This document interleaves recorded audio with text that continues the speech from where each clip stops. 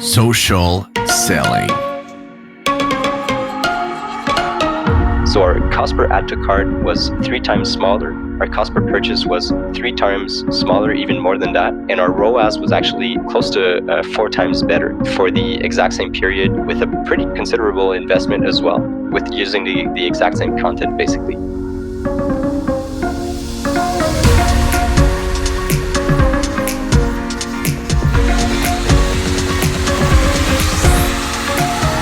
My name is Antoine Gagné and I'm very happy that you joined us today for a new episode of Social Selling.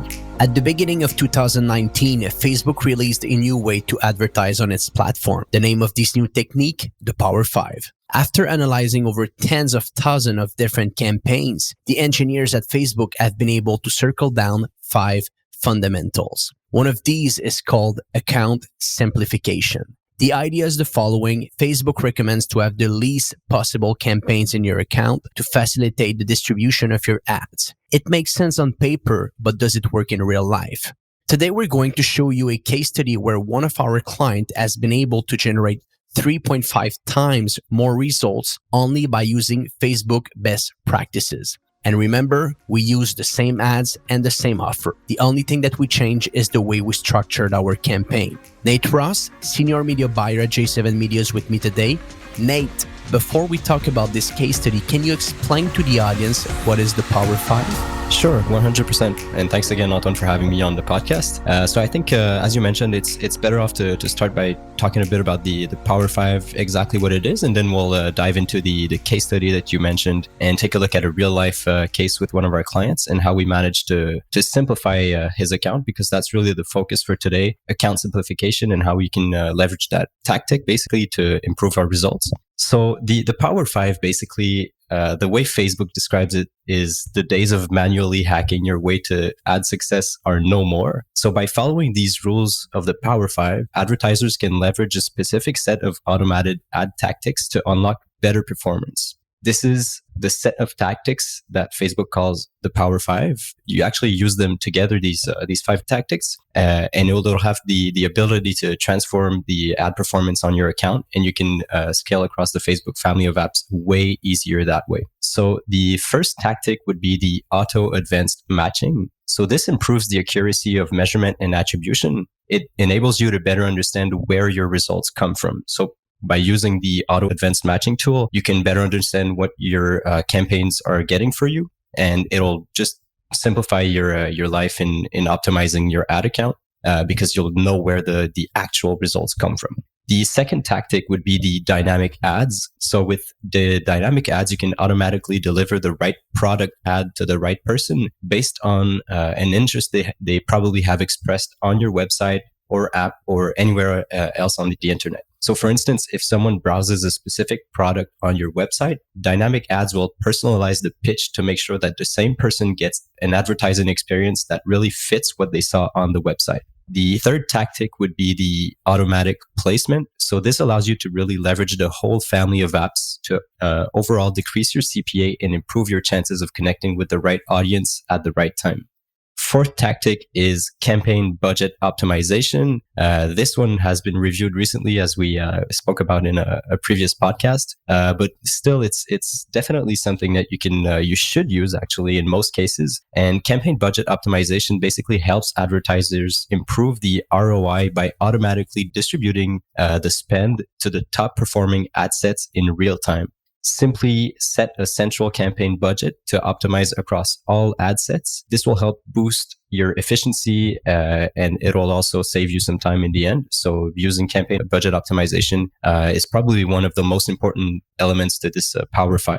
And then the fifth one is the one we're going to focus on today. It's account simplification, or a simplified account structure. And basically by simplifying your account structure, you allow the machine learning of Facebook to auto test which creatives and ad placement drive the best results so they can actually optimize in real time.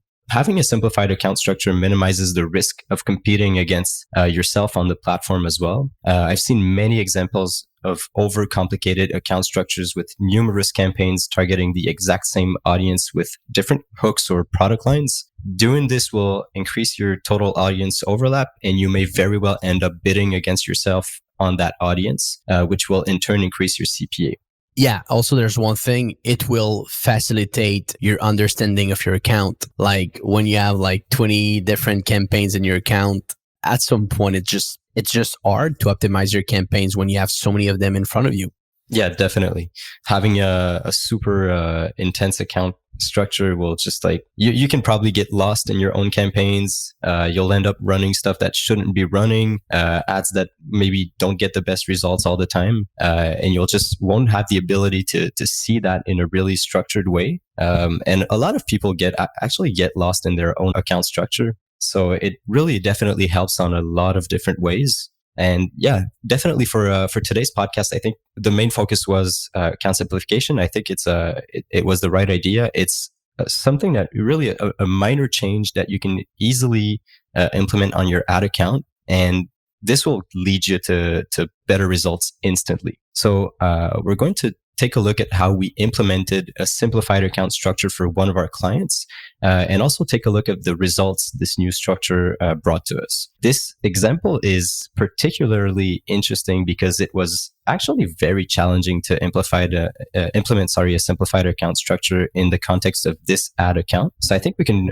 probably start by talking a bit about the client himself, which is a client that we actually spoke about in different podcasts prior to this one. They're called Mud Girls. So the company itself is Sporterra. They run an obstacle course race for women, which is called Mud Girl. This client actually had a lot of growth in the last couple of years.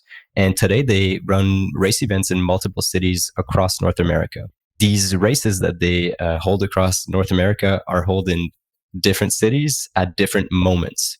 So as anyone would expect, advertising for these events is something you would not really instinctively do in a simplified way. You do it more in a fragmented way, meaning you would have one campaign for each and every event. And this is especially true considering that the promotional cycle for one of these events usually lasts around 6 months, from lead generation to the launch of the ticket sales leading up to the event. So not all events have reached the same stage of the cycle at the same time. So we can easily talk about a simplified structure, but running this ad account in a simplified way with only the least amount of campaigns basically was really challenging, because you'd instinctively go for basically one campaign per city or per event, and it would be the logical thing to do.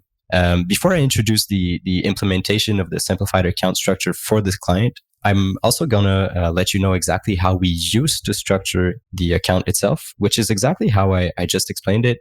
Basically, we had a single funnel for each event or each city. You can put it how you like. So we had one top of funnel campaign centered around the city in which the event was taking place. So the targeting was really like, for instance, if we had Los Angeles in California, this whole campaign was centered around Los Angeles. Our visuals may have presented Los Angeles. The way we communicated on the ads was centered around Los Angeles. And we also had a bottom of funnel campaign, which was targeting the exact same zone as well. So our targeting method was way more narrow rather than global. And to give you proper context on how things were generally going, so you can have a better understanding of our optimization timeline, in 2018 and early 2019, things weren't going bad at all for the client. If we take a step back even in time, we started working with this client in late 2018, and they weren't even using the pixel on their ads at that time. But still, the client was actually seeing a lot of growth, and most events were sold out within that 6-month period I spoke about earlier. So at first, we were mostly using traffic goals on our campaigns because the pixel simply didn't have a lot of data and history on it. And at that point, our main challenge was not really to sell tickets, but rather having consistent sales on every event over a long period of time. So we were having a lot of success, mostly around our price increases, but we were having a hard time having really consistent results across the 6-month period. So we were noticing our average ROAS drop to dangerously low levels every time we weren't running our ads in a price increase period, which indicated in many ways that our budget was just simply not optimized properly. So our first experiment, it really wasn't about the targeting method, but rather the optimization method. So the first main optimization we tried was to switch from traffic campaigns, which had the advantage of bringing in a lot of volume, to the add to cart optimization once the pixel was installed. This was meant to have the advantage of connecting with fewer people, probably, and having less volume, yes, but still connecting with highly valuable audiences. And I have to tell you, the results for that first experiment that we ran were horrible, very disappointing, especially on cold audiences. So just to give you a good idea, the month prior to the launch of that experiment, if you will, our cost per add to cart on cold audiences was around $34, and our ROAS was close to 2, so 1.96. And then for the full month after this first experiment, our cost per add to cart shot up to $86 per add to cart, and our ROAS dropped to 0.56. And this was around the end of the 2019 tour for Mud Girl. So we actually decided to go back to our first traffic campaigns at that point to basically finish off the sales of the 2019 tour on a good note. But, you know, they were already planning the next season for Mud Girl. And the client was adding many new cities to the tour. And with Facebook, who had just released the Power 5 method at that point, we knew that we had the opportunity to leverage these 5 new tactics. So we did a lot of thinking, and by reading through the Facebook document that they provided us on the simplified account structure, we understood that maybe a wider targeting meant more opportunities for Facebook to optimize properly on our audiences, and that with this type of very large audience, we would probably have more success using better campaign goals rather than just using traffic. So we wanted to go back to an add to cart optimization. So we decided to try something out that was, it was really out of the box. And to be honest, presenting that to the client at first, it took some time, it took some convincing, but instead of narrowly targeting each city with a single campaign, we decided to try a global campaign, which would target within the same audience each and every city in which there was an event. So there were many things we needed to adapt: the messaging on the ads, better tracking of the budget spent. But mostly 2 things happened. The first was the average audience size went from 250K to 500K per campaign or audience to around 12 million. So our audiences exploded. There were maybe like 20 times more people on our average audience than before. And then for that first experiment, the second thing that happened also, which we noticed, is in November 2019, with only around 10% of our top of funnel going, our top of funnel budget, going to the global campaign, 40% of our top of funnel conversion revenue was attributed to that global campaign. So with 10% of the budget, we actually converted 40% of our total revenue for this month of November 2019. So can you give us, just to be sure that the audience can understand these numbers, because there's a lot of numbers, can you tell us the difference between this top of the funnel campaign per city, the ROAS, the return on ad spend, compared to the TOF that you just discussed? So the acquisition campaign based on the countrywide. So you were targeting a broader audience. Can you just give us the numbers? Yes, I don't have the numbers in terms of ROAS for the first month. I do have them for the aggregate period after which. So basically that was the second experiment.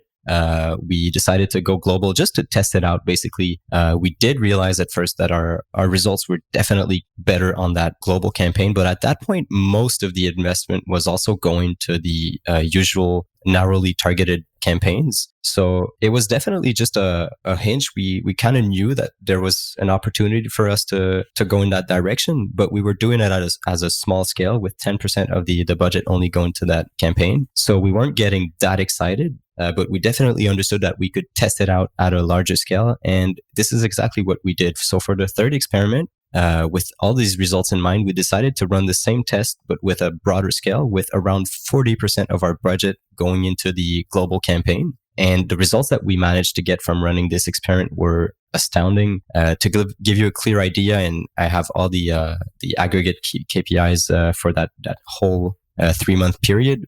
So that was from November 2019 to January 2020.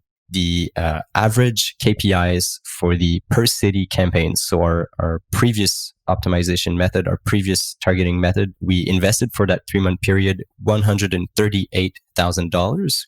Our cost per add to cart was at $33. Our cost per purchase was at $66, and our conversion value was $240K for a ROAS of only 1.74.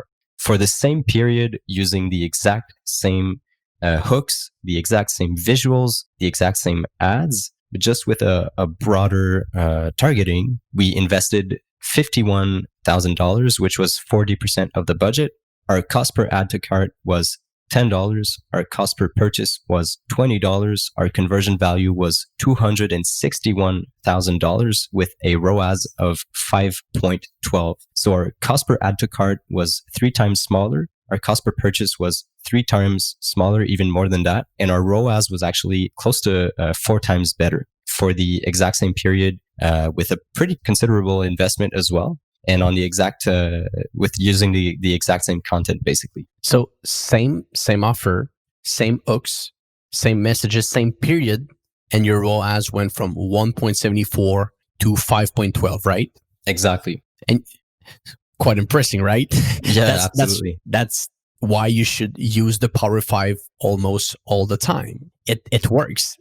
Definitely. And one of the most positive things also is it really allowed us to solve our main issue, which was consistency. So as I mentioned, and I pointed out earlier, the main challenge for this client wasn't to sell tickets. We understood how to sell tickets. We had great content, great hooks. His brand is really established. So we definitely could sell out most of the events, but our issue was really having consistent results over a long period of time. The challenge that we had is that we were basically investing a lot of money at times in which maybe some of the events weren't as responsive. So we were wasting money on these campaigns while others might have been performing better at the same time. And using this simplified account structure really allowed us to leverage this advantage of Facebook, this quality that Facebook has, that it's great at optimizing over a large audience. So if you give it many cities to optimize in where events are happening, maybe during, I don't know, a week period, advertising in Los Angeles will actually be way cheaper than advertising in New York. And Facebook will understand that, and it will prioritize Los Angeles over that period of time, which will in turn drop the average CPA, which means you'll invest your money smarter. And having a simplified account structure really allowed us to leverage that quality that Facebook has. And I mean, the results speak for themselves. ROAS on cold audiences, which was 5.12 with a considerable budget going into that campaign. It really speaks for itself. And it's just unfortunate that we had to put a hold on everything after January 2020 because of COVID-19. But definitely this is something that we started implementing on other ad accounts as well, because we understood the power that it had and the added value that we had using that kind of structure.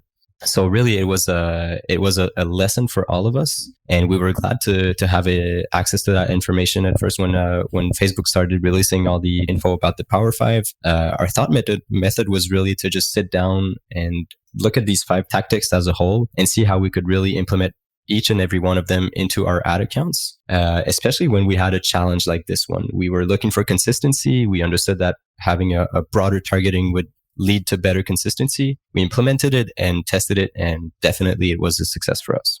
Yeah, no, that's very impressive. And I think for people who are listening today, stop thinking that you can outsmart Facebook with your audiences, that you can target people based on XYZ interests, and for that reason, you're going to have a better results. Just give a specific objective to Facebook.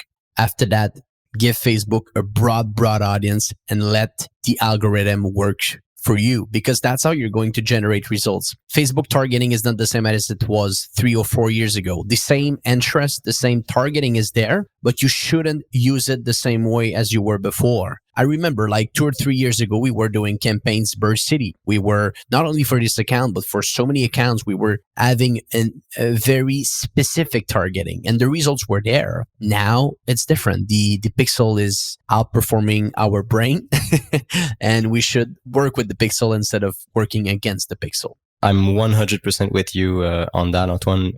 I think definitely advertising on Facebook over the last 2 to 3 years changed a lot. The machine learning and the algorithm and the AI on Facebook's system improved by so much. And nowadays, it's funny, I see people who haven't worked on the ads manager for a while get back to me and ask me how to properly do something. Their instinct is to really use these interest-based audiences, try to target as narrowly as possible on an audience to try to match their product with that interest as much as possible. And they think it's going to be the best thing for them. But actually using that machine learning, that AI, those algorithms that Facebook has enhanced and improved so much in the last 2 years is really how you're going to leverage the platform properly and end up lowering your CPAs.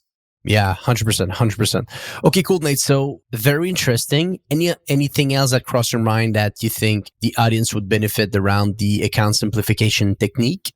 No, I think it's one of the 5 great elements on the Power 5. If you just sit down and take a look at these 5 tactics and try to implement them on your own account, you're probably going to end up finding some success.